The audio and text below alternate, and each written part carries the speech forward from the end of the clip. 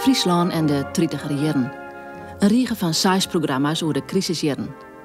Deel 1, werk, geen werk. De gevolgen van het instorten van de economie op de werkgelegenheid in Friesland en wat waterdient voor de werklezen van Doe en hoe ondergaan zij zelfs de crisis.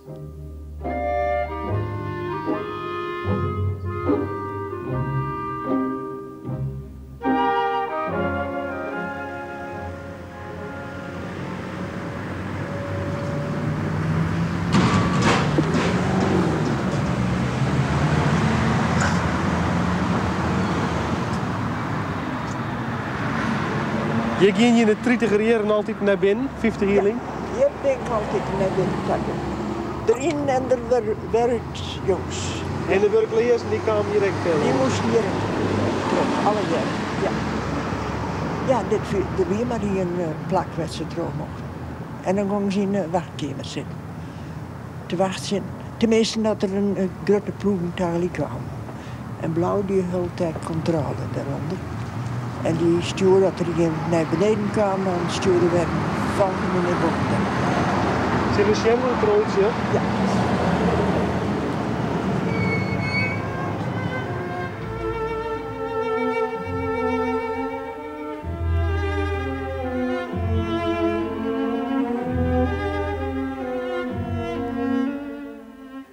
Net alleen het instorten van de New Yorkse effectenbeurs wie op een doel van invloed op de economie in Friesland.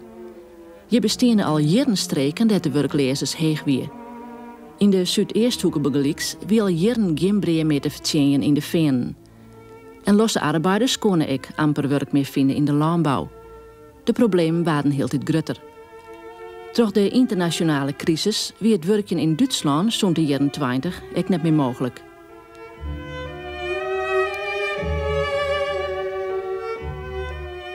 Nog maar 60 jaar kon minister Kan van Inlandse Zaken en Landbouw maar eigen tastan lik als disse besjen in het dorp Jobbegeer.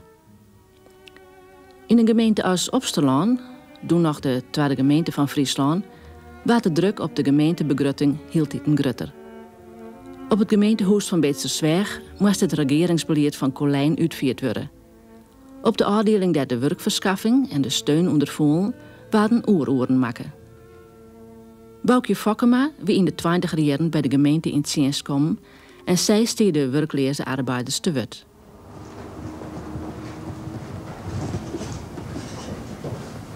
Herken je het nog? Ja, dit is nog Hollandals, hè.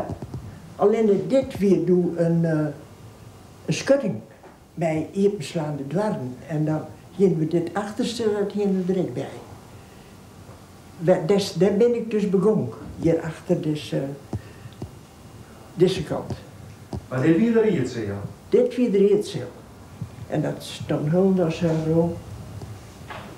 En daar zitten wij dus letter alle keer mee volle meer mensen. Ik ben daar alleen begonnen, en toen heb ik er eerst nog een ooradministratie bij. Dat kon letter niet meer, en toen er een bij kwam, en toen kwam er nog een bij, en toen in die hele drokke tijd, nou ik weet net meer hoeveel dat we toen zie het maar een hulprotte. Ik zie het hier altijd, ik die zelf ik altijd het publiek, dat ik hier gewoon heb. De arbeiders, met allerlei situaties, dove mensen die dan handel om die tafel heen rond en bij mij hoe de leuning hongen en al zo'n soorten dingen. Grote huishoudens blijven Hollandal in de werk verschaffen, want die moesten meer steun hebben, maar de oren die moesten dus minder. En dat weer een heel ingewikkeld gedoog alle jaren. Met 1 week werken, 1 week steun, 2 weken werken, 1 week steun en al zo'n soorten dingen. Dat werd correct sabbat uitprageren.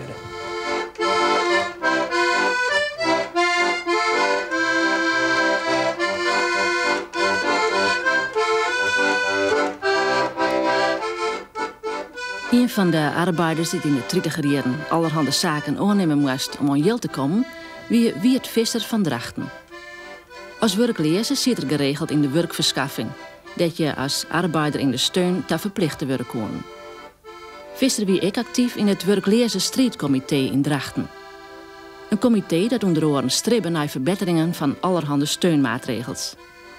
Visser zijn vrouw, Mine Visser Bijma, weet nog maar hoeveel geld haar man destijds thuis kwam. Als er in een werkverschaffing arbeidde, dan werd dan heus een gewone vertolver.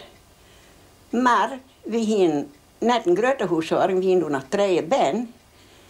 En dan mocht hij alle weken net arbeiden. Zo? En dan moest er om de orenweken stempelen. En dan konden ze het 6,50 kregen we dan. En 24 centen voor ieder ben.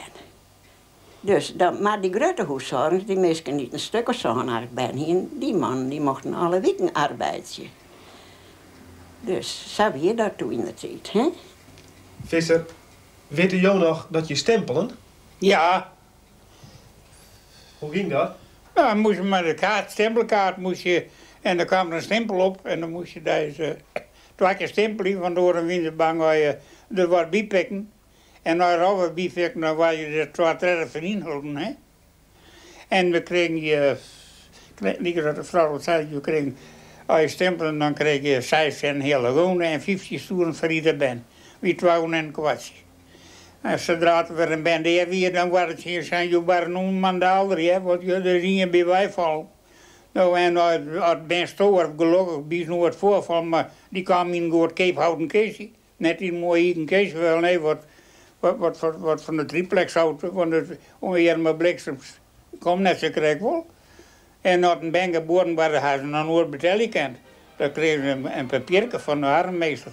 En dan kon je daar mijn de vloetertak in over hoe de meesten en ik mee eet. Ja, jongen, dat zit ik een slaaf in. Maar wie hadden krijgt de vrouw, ze hebben in de nou wel in. Hè?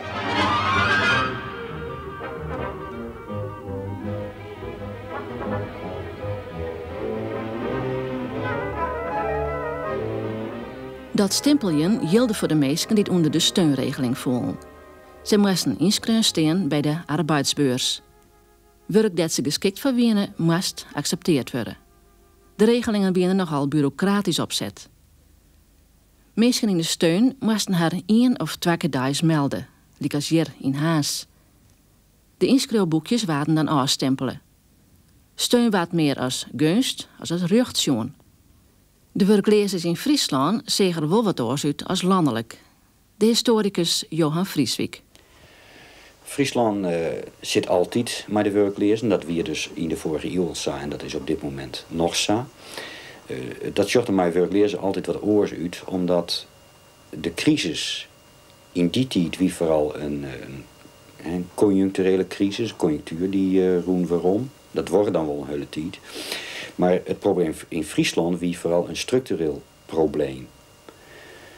Het weer zo dat de landbouwvinterij traditionele baan die nogal wat arbeiderswerk joegen, daar gaan we min mee.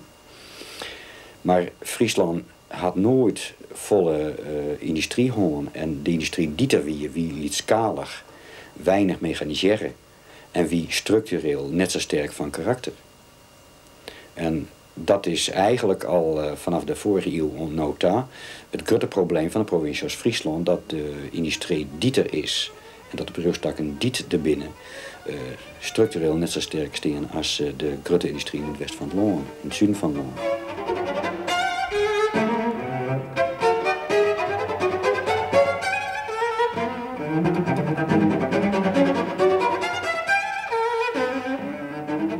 Het weer zo dat de werklezers in het noorden, en dat gilde voor alle 3 noordelijke provincies, en Friesland nog een beetje meer, die wie ont 1933 weer een stuk hoger dan in de rest van Nederland.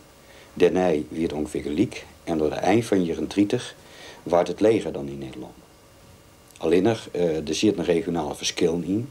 Opslaan bij zie een 3 keer zo hoog werklezers een cijfer als de rest van Friesland. En in wat voor gebieden trof de crisis vooral Friesland? Dat weer vooral in de gebieden met een groot aantal loon- en veenarbeiders. Het weer zo dat de veenterij roen op een. De landbouw maakte grote verhoringen troch. Er werd toch dus een groot aantal loonarbeiders net meer in het agrarisch bedrijf aan het werk kwamen. En in de crisistijd wie het zat dat mensen net op een oorplak meer aan het werk kwamen. En dat wie je dus al jaren natuurlijk in Friesland voor de loon- en veernarbeiders de manier om het hele jaar aan yield te komen.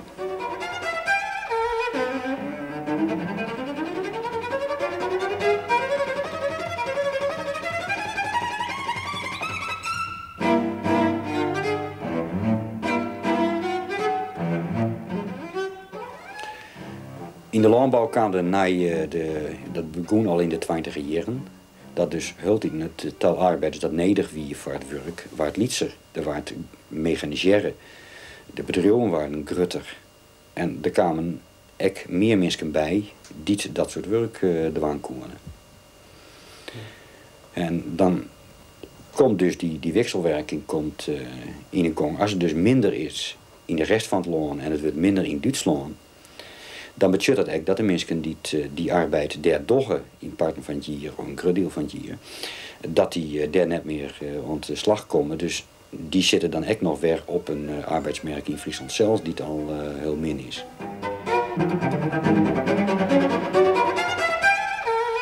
Financiële stiepen wie er lang net voor alle werk lezen. Het maakt begelijks nogal wat uit als je alles net organiseren wie in een vakboen. Vrouwen hoefden heel dal net te rekening op een uitkering.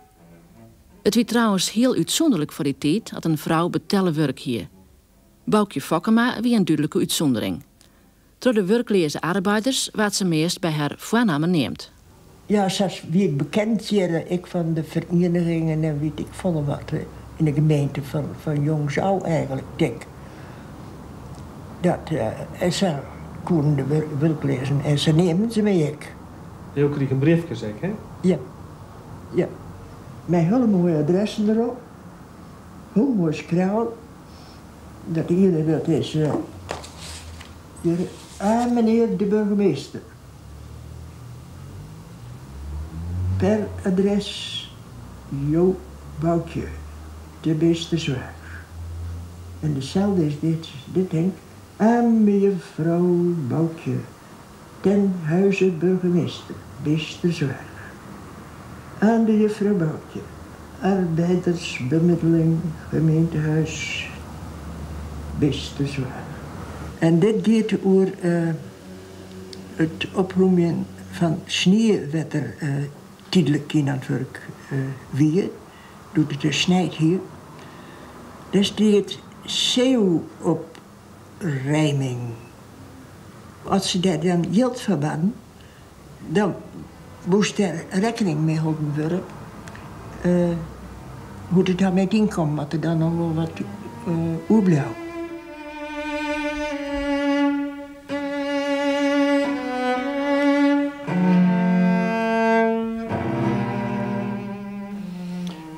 Er weer de mogelijkheid van de heermenswaar.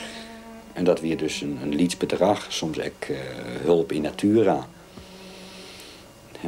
Mijn breien, mijn soep en dat soort dingen. Dat weer de 20 jaar een beetje beter dan in de vorige eeuw, maar net zo volle beter.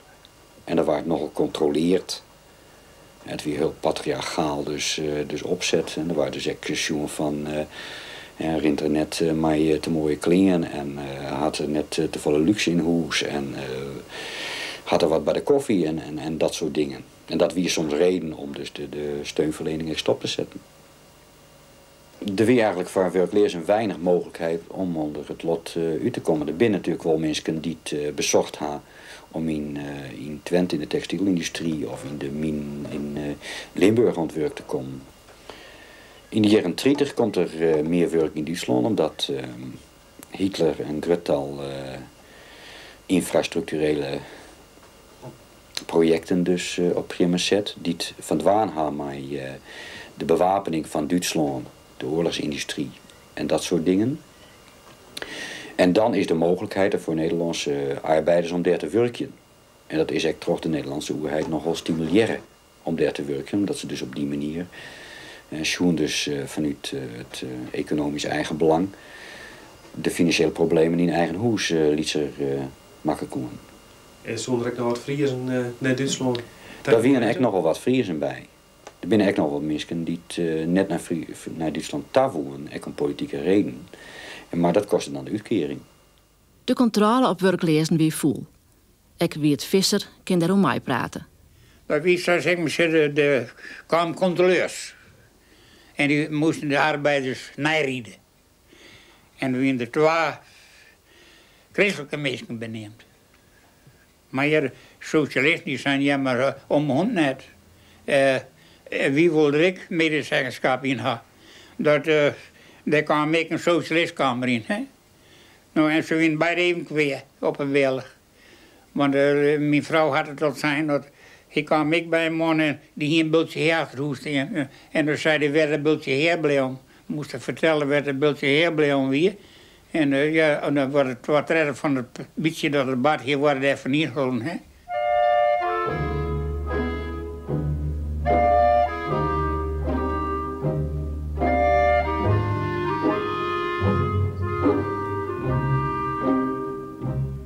Ach, heer, honger.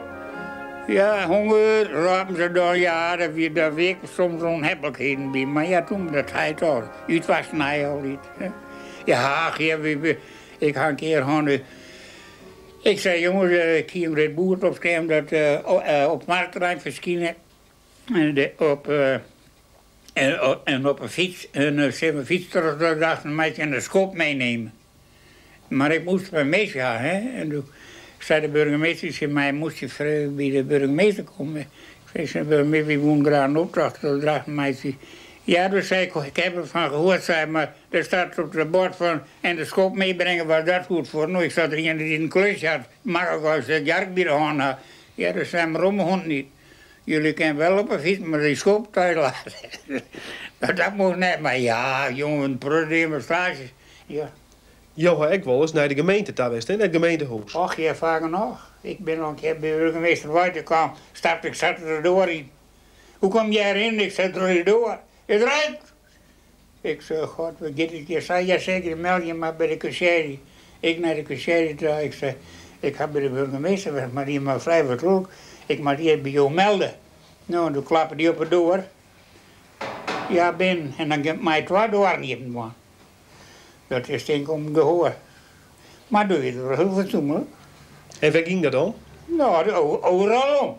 Ja, als er klachten zijn, ik zie zo 2 strijdcomité's hier in Drachten. Dat we georganiseerd en wij zijn ongeorganiseerde, want de contributie gewoon geen betalen. Nou, hij zei maar dat er dan wat wie zeg maar, dan wij geen rechten. We zijn wel georganiseerd, maar we zijn geen rechten. We zijn geen recht, nergens geen recht op. Want we zitten net in die club van georganiseerd. Maar als er dan bij wat wie, dan moesten we toch wel eens een keer niet voren staan. Je kwamen eigenlijk op voor de orenburg. Ja, in Hulberg. Het is zo mooi. Dan moest ik een briefje doen naar de minister staan. Hè? Maar op het laatst, ik zou hem zeker meer niet vertellen. Je mag me betalen, want het kost me iedere keer een brief en een postzegel van stoer. Wat doe je een postzegel maar 4 cent? Maar het is nog 65 jaar. Kennen we gewoon al net. Hien je nou het idee van dat er in Den Haag een jet was en dat er in Den Haag, vanuit Den Haag wat dienen was, onder werklezen? Oh, dat vinden we ook gewoon niet voor verdienen. Maar ja, dat zie je nooit. Het had toch niet een hangje geweest, hè? Het is een rare wereld, jongen. Je zit in de knoop, hè? Ja. Ja, hoe dat nou wel precies is, dat weet ik niet. Maar ja, zie zelf wordt een keer gehoord, jongen. Maar om nou te zitten en weer direct het resultaat, nee, die hebben er nooit van, jongen.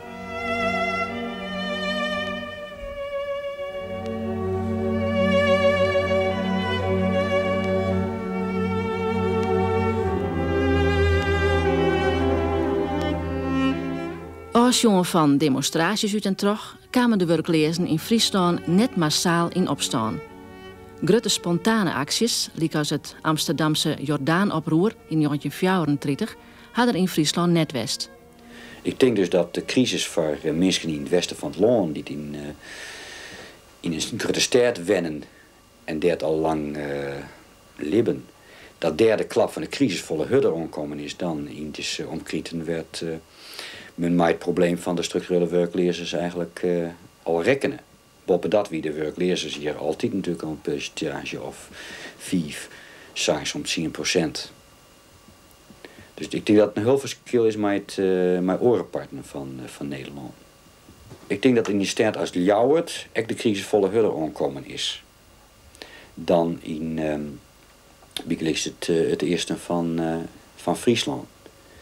Als men kijkt naar de weinige cijfers die er binnen zocht, dan zocht men dat de werklezerspercentage in bepaalde delen van Friesland binnen heeg. In Ljouwert is het een stuk leger. Maar op een bepaald moment is het zo dat de werkleerders in Ljouwert gelijk is aan het Fries gemiddelde. Dus dat betekent dat de werkleerders in de gebieden werd al aardig wat werkleerders wie minder omhoog giert, percentueel, dan in Begelijkse stad als Ljouwert dat ik volle meer van dwaan had met internationale handel, met boter en cheese, met terugvier van producten naar orenparten van Nederland en naar de rest van de wereld. Daar spelen dus die werkleerders ook in de beleving, denk ik, wat oor karakter. Vaak wordt de werkleerders van nou vergelijken met die van doe. Is dat ter jeugde, neffens Boukje Fokkema? Het is net een vergelijking eigenlijk. Aan de ene kant weet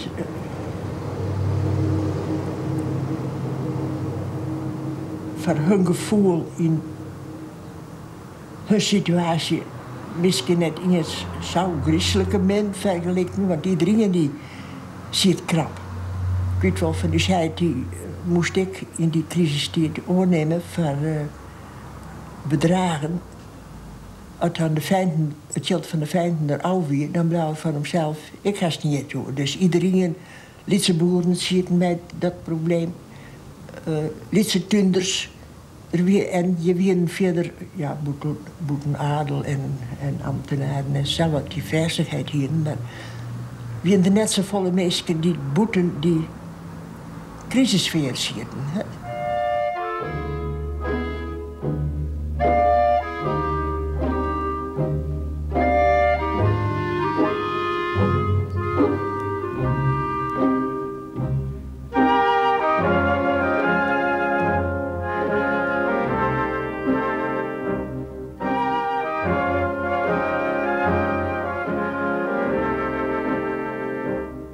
Werkverskaffing wie een bijzondere vorm van werkleerderszorg.